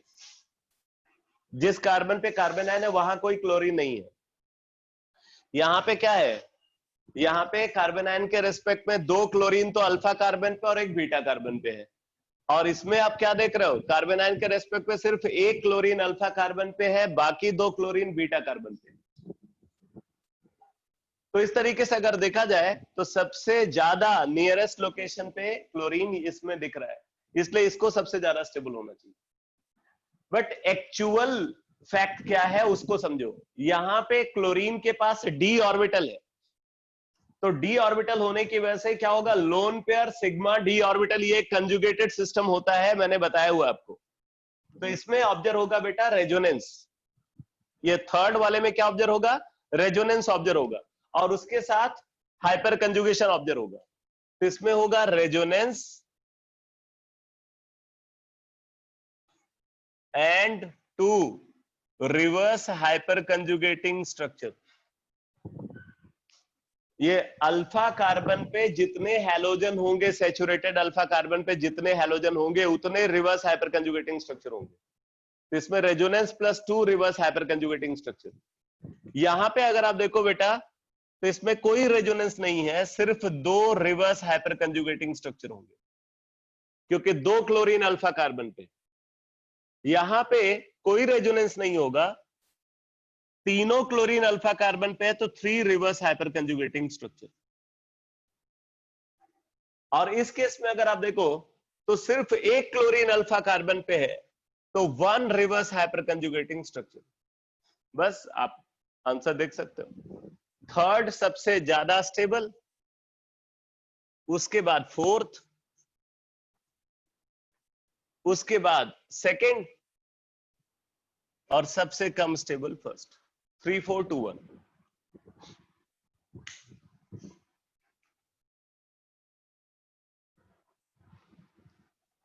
तो ये समझ में आ गया बेटा, ये वाला एप्लीकेशन क्लियर हो गया। कार्बन आयन की स्टेबिलिटी कैसे निकालेंगे।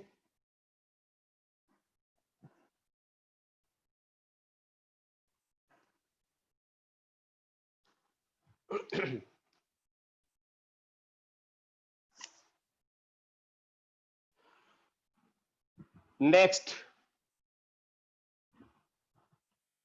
लिखो stability of free radical. Stability of free radical.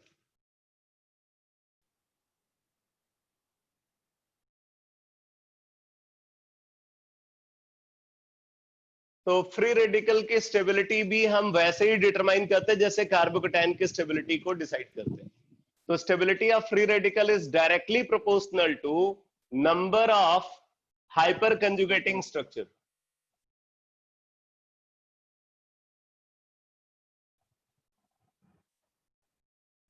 number of hyperconjugating structure.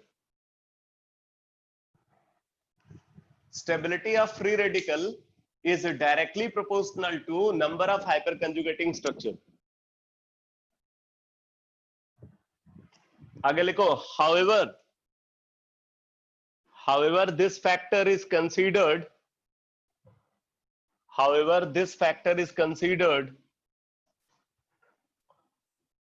only when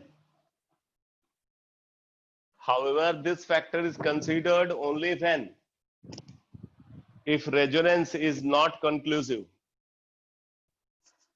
If resonance is not conclusive,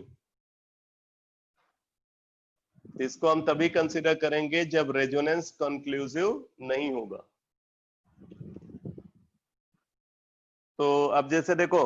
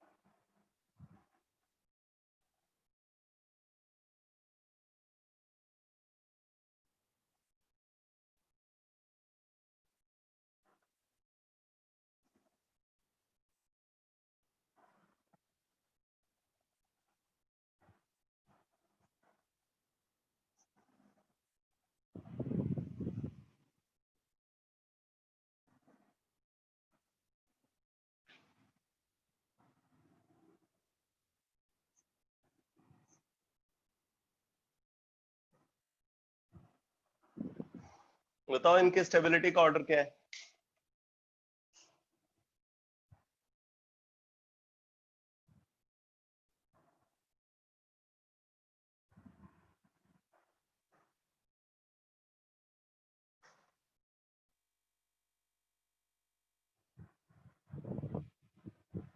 one three two four five 13245।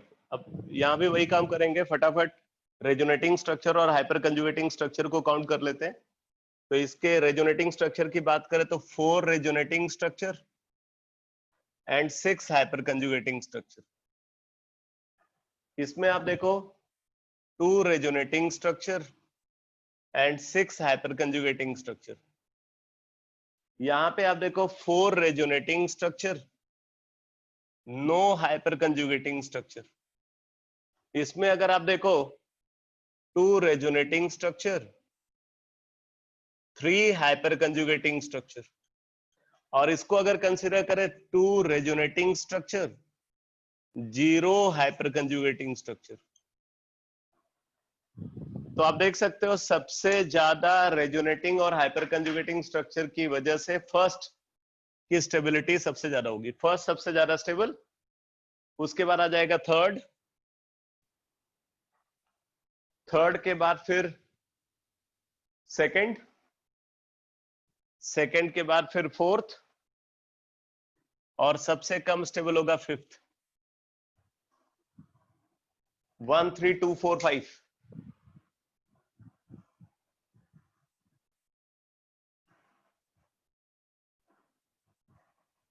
One three two four five. तो इस तरीके से हम इनकी ऑर्डर ऑफ स्टेबिलिटी को determine कर सकते हैं। अब आप नेक्स्ट एप्लीकेशन लिखो, हाइपर कंजुगेशन का अगला एप्लीकेशन लिखो। लिखो in explanation of, in explanation of, in explanation of ortho para directing, in explanation of ortho para directing and activating, in explanation of ortho para directing and activating nature of alkyl group, in explanation of ortho para directing and activating nature of alkyl group,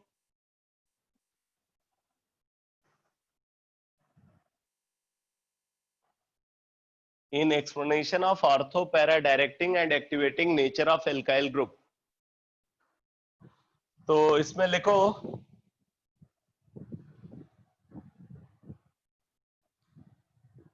इसमें लिखो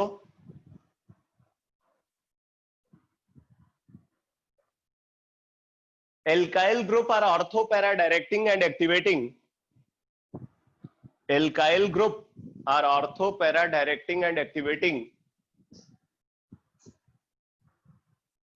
alkyl group are ortho para directing and activating because of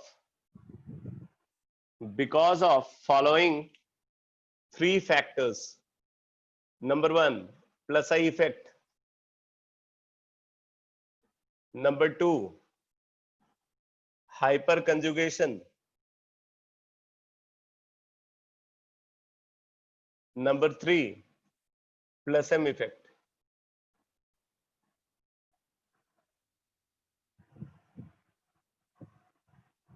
ये 3 factors हैं जो alkyl group को ortho para directing और activating बनाते हैं। Alkyl group को ऑर्थो पैरा डायरेक्टिंग और एक्टिवेटिंग बनाते हैं ये 3 factors, plus I effect, hyperconjugation and plus M effect.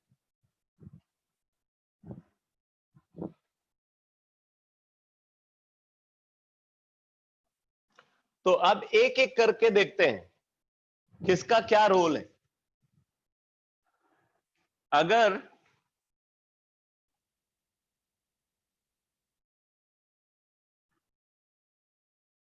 हमने एक बेंजीन रिंग कंसिडर किया और इस रिंग के ऊपर एक एल्काइल ग्रुप, बेंजीन रिंग को कंसीडर कर रहे हैं और बेंजीन रिंग के ऊपर एक एल्काइल ग्रुप प्रेजेंट है। तो अब जरा देखो इस एल्काइल ग्रुप का क्या रोल रहेगा। एक तो हमें पता है कि हर एल्काइल ग्रुप इलेक्ट्रॉन डोनेटिंग होता है, तो इलेक्ट्रॉन डोनेटिंग होने की वजह से क्या होगा, ये प्लस आई इफेक्ट दिखा रहा होगा रिंग के ऊपर, और प्लस आई इफेक्ट के थ्रू ये क्या कर रहा है, रिंग में इलेक्ट्रॉन डेंसिटी को इंक्रीज कर रहा है। ये यहां पे दिखा रहा है प्लस आई इफेक्ट, और प्लस आई इफेक्ट के थ्रू ये बेंजीन रिंग के अंदर इलेक्ट्रॉन डेंसिटी को इंक्रीज कर रहा है। ठीक है, तो इस वजह से रिंग को ये एक्टिवेट कर रहा है।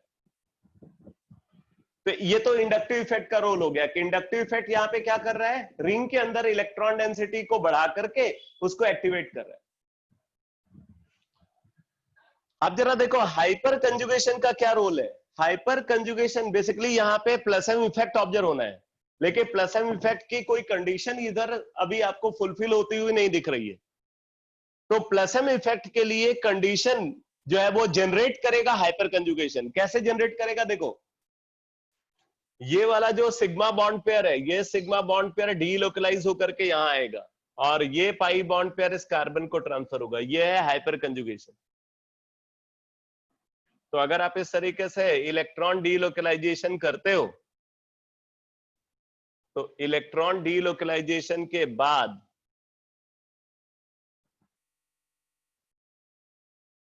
ये बन जाएगा हाइपर कंजुगेशन के थ्रू, ये बन जाएगा। अब जरा आगे देखो, अगर हम इसको एक ग्रुप माने, ये वाला कार्बन अगर ये ग्रुप है, तो इस ग्रुप का जो फर्स्ट एटम है उस फर्स्ट एटम पे नेगेटिव चार्ज दिख रहा है। ये ग्रुप है, ग्रुप के फर्स्ट एटम पे नेगेटिव चार्ज दिख रहा है। तो मैंने आपको बताया कि अगर किसी ग्रुप के फर्स्ट एटम पे नेगेटिव चार्ज हो तो वो ग्रुप प्लस एम इफेक्ट दिखाता है, तो आगे ये प्लस एम इफेक्ट में कन्वर्ट हो जाएगा।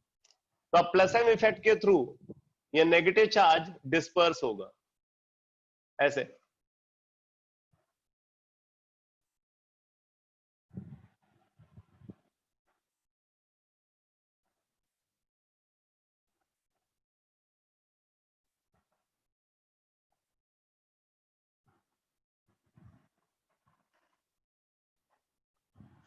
इसी तरीके से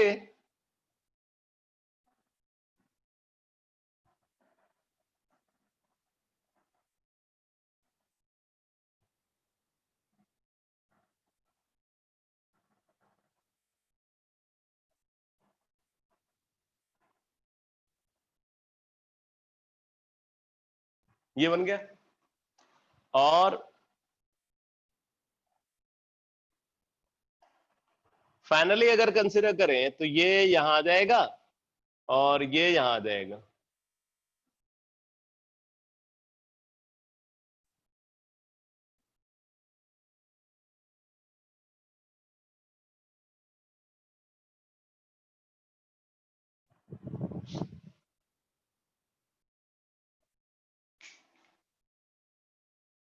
तो ये हाइपर कंजुगेटिंग स्ट्रक्चर और रेजोनेटिंग स्ट्रक्चर यहाँ पे फॉर्म हो रहे हैं।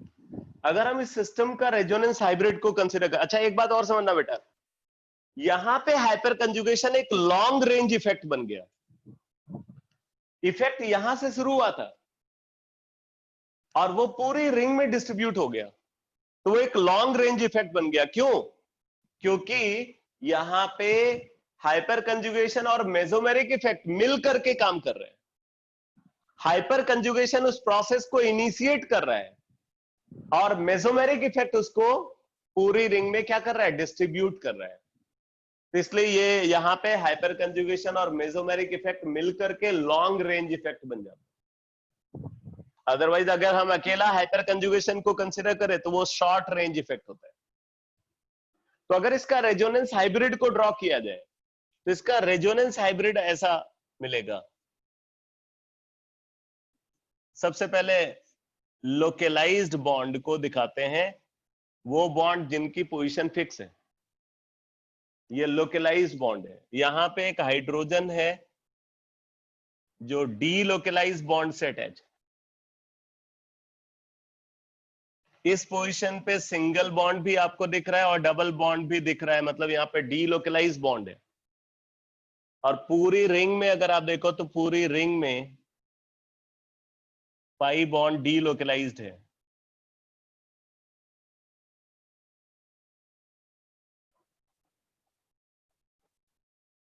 आप देखो इस हाइड्रोजन पे, हाइड्रोजन या तो अनचार्ज है या पॉजिटिवली चार्ज्ड है, तो इस पे डेल्टा पॉजिटिव चार्ज होगा।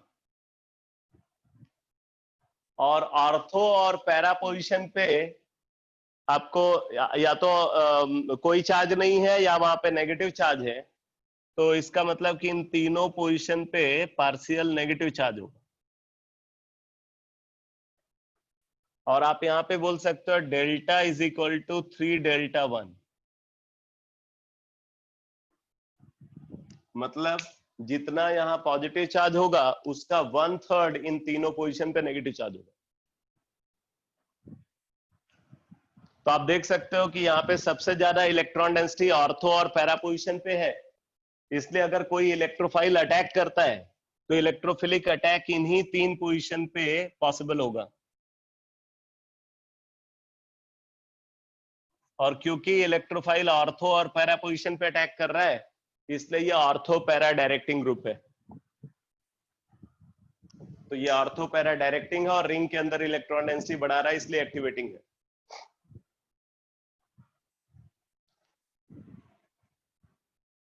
अब एक इंपॉर्टेंट बात और समझ लो बेटा, आपको ये पता है कि सैचुरेटेड अल्फा कार्बन पे जितने भी हाइड्रोजन प्रेजेंट होते हैं, सारे हाइड्रोजन हाइपर कंजुगेशन में पार्टिसिपेट करने के लिए कैपेबल होते हैं।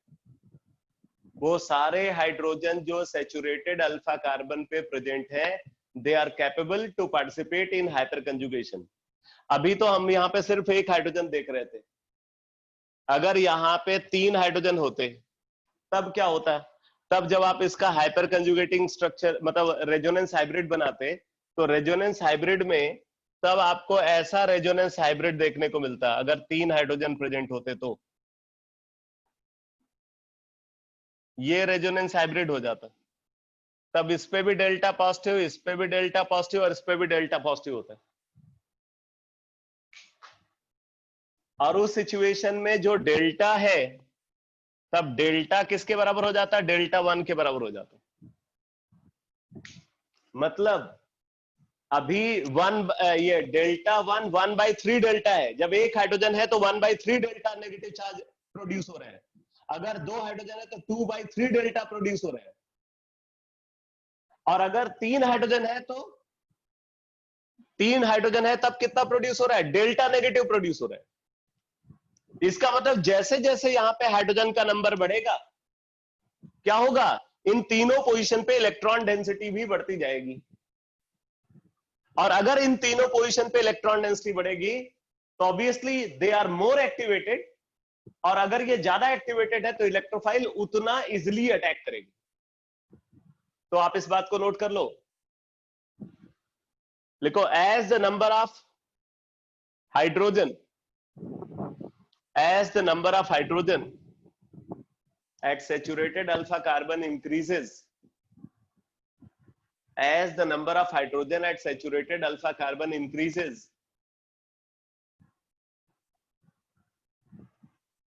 hyperconjugative effect also increases. Hyperconjugative effect also increases, due to which ortho and para position of the benzene ring, due to which ortho and para position of the benzene ring gets more activated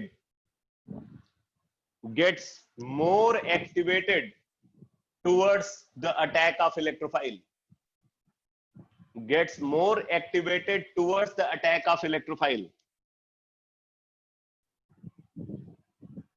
इसका मतलब ये है बेटा, अगर आपसे ये पूछा जाए कि ये 3 कंपाउंड है,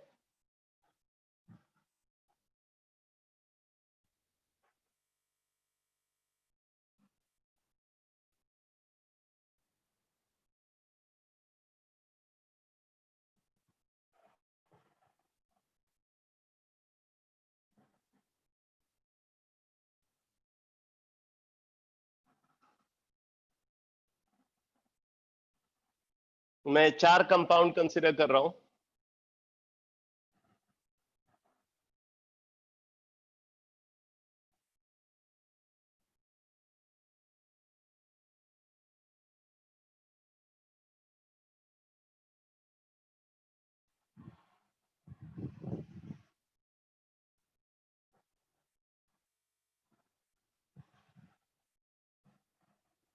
इनकी ऑर्डर ऑफ रिएक्टिविटी बताओ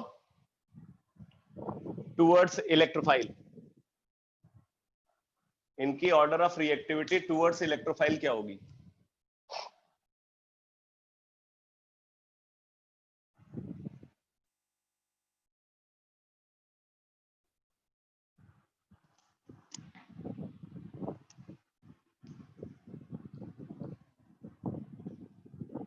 सही है। सबसे ज्यादा रिएक्टिव ये होगा क्योंकि इसके हाइपर कंजुगेटिंग स्ट्रक्चर सबसे ज्यादा है, तो फर्स्ट की reactivity maximum.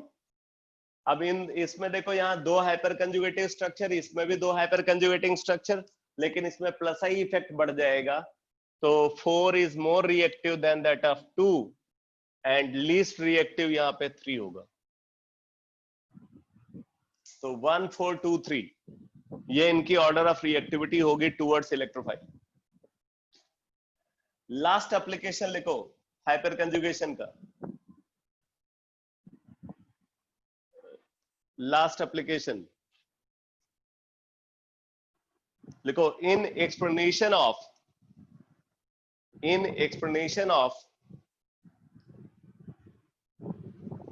Meta directing and deactivating,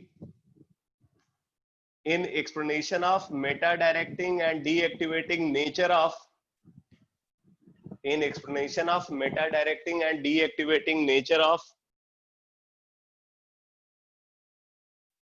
CX3 group, CX3 group,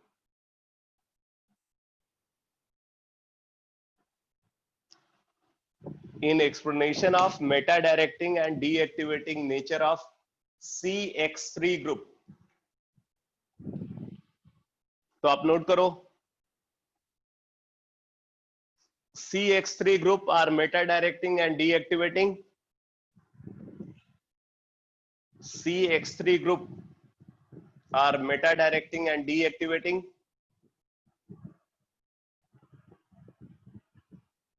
CX3 group are meta directing and deactivating because of, CX3 group are meta directing and deactivating because of following 3 factors. Number 1, minus I effect. Number 2, reverse hyperconjugation.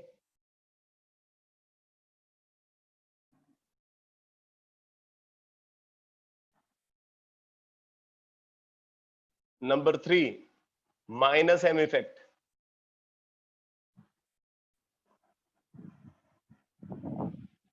ये 3 factors हैं जो इसको Meta directing और deactivating बनाते हैं। अब जरा देखो,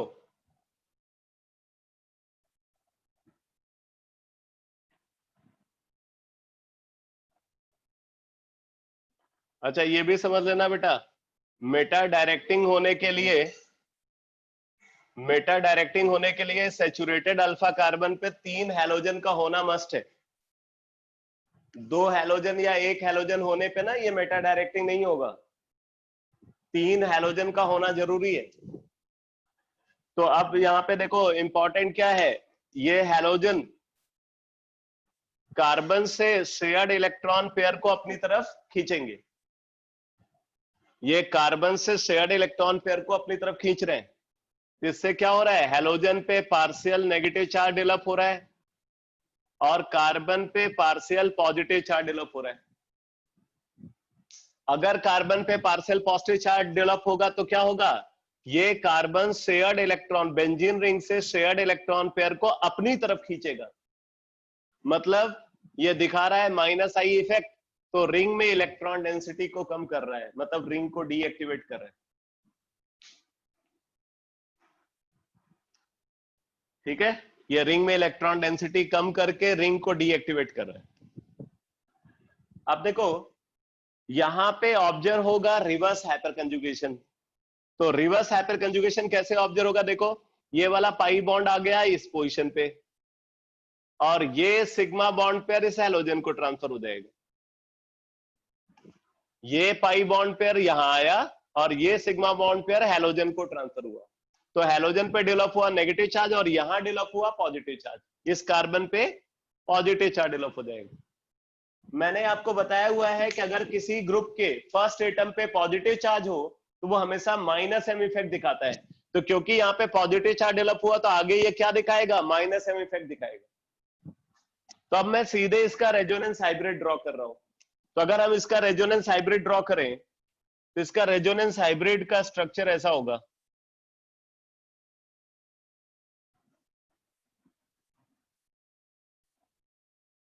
पहले हम उन बॉन्ड्स को रिप्रेजेंट करेंगे जो लोकलाइज्ड हैं। लोकलाइज्ड बॉन्ड को पहले रिप्रेजेंट करेंगे, अब इसके बाद डी लोकलाइज्ड बॉन्ड।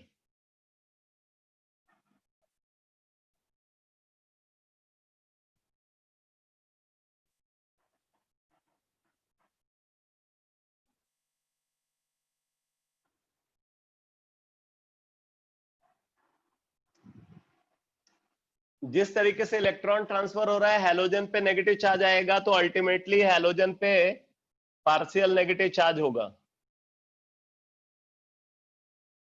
और आप देख रहे हो पॉजिटिव चार्ज पहले यहां डेवलप हुआ है, फिर वो यहां डेवलप होगा, फिर यहां डेवलप होगा। तो मतलब यहाँ पे पार्शियल पॉजिटिव, यहाँ पे पार्शियल पॉजिटिव और यहाँ पे पार्शियल पॉजिटिव। जितना इस पे नेगेटिव चार्ज होगा उतना यहाँ पे पॉजिटिव चार्ज होगा। अब क्योंकि ऑर्थो और पैरा पोजीशन पे पॉजिटिव चार्ज डेवलप हो गया तो obviously Meta position relatively electron rich होगी, तो इलेक्ट्रोफिलिक अटैक मेटा पोजीशन पे ही पॉसिबल है।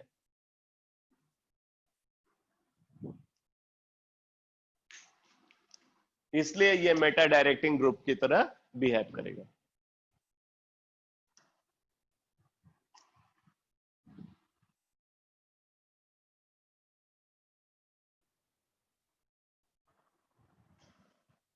तो आ गया समझ में एक्सप्लेनेशन पूरा?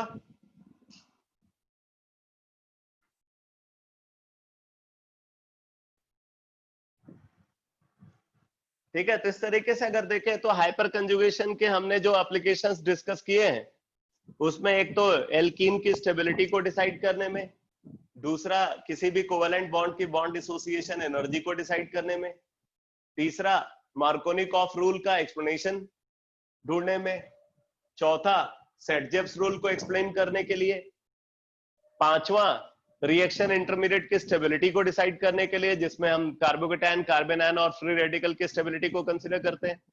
छठा एप्लीकेशन मैंने आपको बताया कि किसी भी एल्काइल ग्रुप का जो ऑर्थो पैरा डायरेक्टिंग और एक्टिवेटिंग नेचर होता है उसको डिसाइड करने के लिए, और सातवां एप्लीकेशन मैंने आपको बताया कि CH3 ग्रुप का मेटा डायरेक्टिंग और एक्टिवेटिंग नेचर को डिसाइड करने के लिए हाइपर कंजुगेशन को यूज किया जाता है। ठीक है, तो इसी कंसेप्ट के साथ जो इलेक्ट्रॉनिक डिस्प्लेसमेंट इफेक्ट का डिस्कशन है वो कंप्लीट हो जाता है। अब इसके बाद अगला कॉन्सेप्ट जो मुझे डिस्कस करना है वो है बेंजोइक एसिड और उसके डेरिवेटिव्स का एसिडिक स्ट्रेंथ डिटर्मिनेशन, फिनॉल और उसके डेरिवेटिव का एसिडिक स्ट्रेंथ डिटर्मिनेशन, एनिलीन और उसके डेरिवेटिव का बेसिक स्ट्रेंथ डिटर्मिनेशन। ये कॉन्सेप्ट मुझे डिस्कस करना है। तो नेक्स्ट क्लास जो आपकी जीओसी की होगी उस क्लास में मैं बेंजोइक एसिड, फिनॉल और एनिलीन डेरिवेटिव्स का एसिडिक और बेसिक स्ट्रेंथ डिटर्मिनेशन कैसे करते हैं इसको बताऊंगा, और फिर हम लोग रिएक्शन इंटरमीडिएट का डिस्कशन स्टार्ट करेंगे। अब आप ये समझ लो कि एक क्लास में वो एसिडिक और बेसिक स्ट्रेंथ की जो एनालिसिस है वो कंप्लीट होगी, और फिर उसके बाद आगे आप टोटल 4 क्लास की और जरूरत पड़ेगी रिएक्शन इंटरमीडिएट का डिस्कशन को कंप्लीट करने में। तो जीओसी में कुल मिलाकर के अब सिर्फ 5 क्लास और रिक्वायर्ड है। 5 क्लास में, नेक्स्ट 5 क्लास में जीओसी कंप्लीट हो जाएगा, ठीक है। और मैंने आपको बताया हुआ सरफेस केमिस्ट्री के लिए जो कुछ मैंने आज आपको गाइड किया है। अभी तो कल आपका केमिकल कैनेटिक्स का टेस्ट है, मुझे पता है कि आप आज जो है सिर्फ केमिकल कैनेटिक्स की प्रिपरेशन करोगे, लेकिन कल टेस्ट देने के बाद आपको वो सरफेस केमिस्ट्री का जो रीडिंग वर्क मैंने दिया हुआ है वो काम आपको स्टार्ट कर देना है बेटा, ठीक है। नेक्स्ट वीक में मैं न्यूक्लियर केमिस्ट्री को खत्म करके सरफेस केमिस्ट्री स्टार्ट करूंगा। उससे पहले अगर आप ये सारा काम फिनिश कर लोगे तो अपना टाइम भी बचेगा और आप ज्यादा कंफर्टेबल रहोगे, ठीक है। तो कल आपका पहले 7:30 टू 8:30, ठीक है, 7:30 टू 8:30 पहले टेस्ट होगा, और टेस्ट के बाद मैं क्लास स्टार्ट करूंगा 8:45 पे, और कल की क्लास में मैं न्यूक्लियर केमिस्ट्री डिस्कस करूंगा।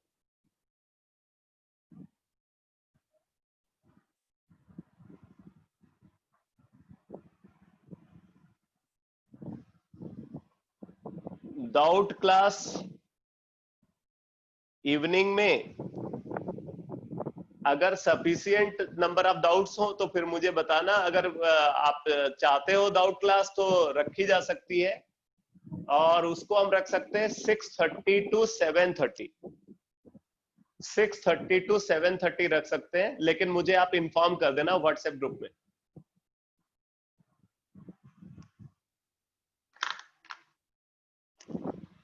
ओके बेटा।